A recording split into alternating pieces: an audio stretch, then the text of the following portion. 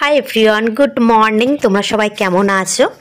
এখন বাজে 5টা। ঘুম থেকে উঠেছিলাম 4টের সময়, জানো তো।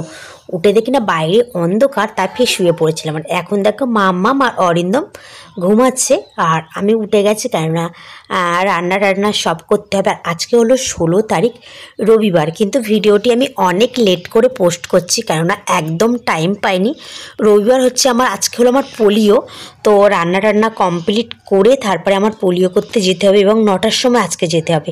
তাই ভাবলাম আজকে একটু তাড়াতাড়ি না উঠলে সব কাজ তো কমপ্লিট করতে পারবো না। সকালবেলা উঠে দেখো গাইস, এত ঠান্ডা পড়ছে। তো চলো একটা আগে সোয়েটারের মাফলার পরে নিই, কেননা কদিন আগে এত ঠান্ডা লেগেছিল, আর জানি না মাথা প্রচুর যন্ত্রণা করছিল। তো আপাতত এখন অনেকটাই ভালো আছি। তো তার জন্য মাথায় একটু কিছু না বাঁধলে যেন তো আরও ঠান্ডা লাগবে। তো সকালবেলা উঠে জামাটা আবার ছেড়ে নিয়েছি, নিয়ে চলো আগে যাব, আমি ছাদে যাব, ঠাকুরের বাসনগুলো মেজে কমপ্লিট করে রেখে দেবো।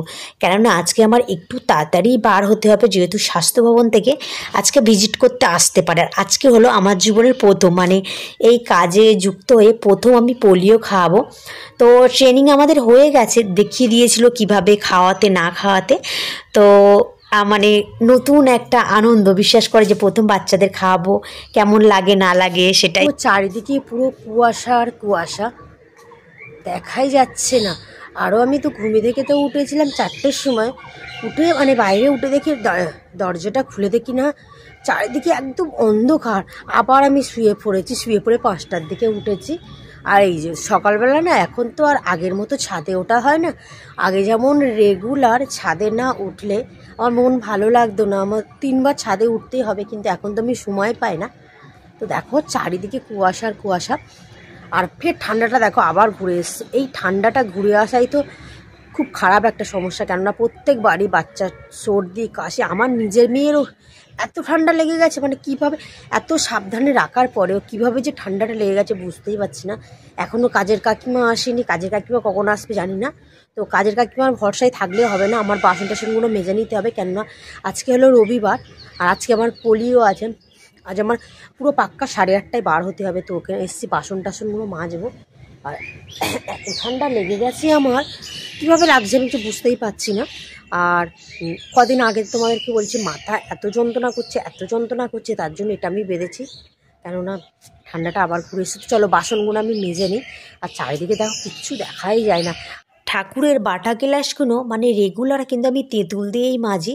তো কেন কালো হয়ে যায় আমি সত্যি বলতে গিয়ে বুঝতেই পারি না। আর বাড়ির কাছে লেদার হলে যেটা হয় গাইস, আমরা তো রূপোর জিনিসও পরতে পারি না, মানে রূপোর জিনিস দোকান থেকে এনে ওই নতুন নতুন মানে 1-2 দিন ভালো লাগবে, তারপরে যেন তো কালো হয়ে যায়। ওরম ঠাকুরের বাসনগুলো ওই রকমই, মানে চেপে যতই তুমি মাজো তেঁতুল দিয়ে, সেই কেমন যেন একটা কালচে টাইপের হয়ে যায়। তো আমাদের এখানে লেদারের জন্যই বোধহয় যত সম্ভব এটাই হয়। তো তোমাদের এখানে কি, তোমাদের কে কোথায় আমার ভিডিওটি দেখছো অবশ্যই বলো তো, তোমাদের ওখানে কি বাসন রূপোর জিনিস কালো হয়ে যায়? আমাকে প্লিজ একটু কমেন্টে জানিও। তো এবারে চলে যাবো রান্নাঘরে। তো চলে এসেছি রান্নাঘরে, যেহেতু এখনও তো কাজের কাকিমা এসে পৌঁছোয়নি, কেননা 5টা বাজে, কাকিমা আসে 7টার দিকে। তো কাকিমার ভরসায় থাকলে আজকে আমার রান্না টান্না কিছুই কমপ্লিট হবে না। তো ওই জন্য কাকিমার ভরসা করলাম না। এই যে আমি গ্যাসটা মুছে নিলাম, আর এখানে যেহেতু এঁটো পড়েছিল, তো এঁটোটো আমি মেজে নিয়ে একটু ধুয়ে নিয়েছি। আর আজকে আমি সকালবেলা না ডিম রান্না করব, কেননা আমি একটু ভাত নিয়ে যাব। সকালবেলা তো খেয়ে যাব না, সকালবেলা ভাত খেয়ে যেতে গেলেও আমার কেমন লাগে। তো এখানে আমি একটু ডিমের তরকারি বানিয়ে নিচ্ছি।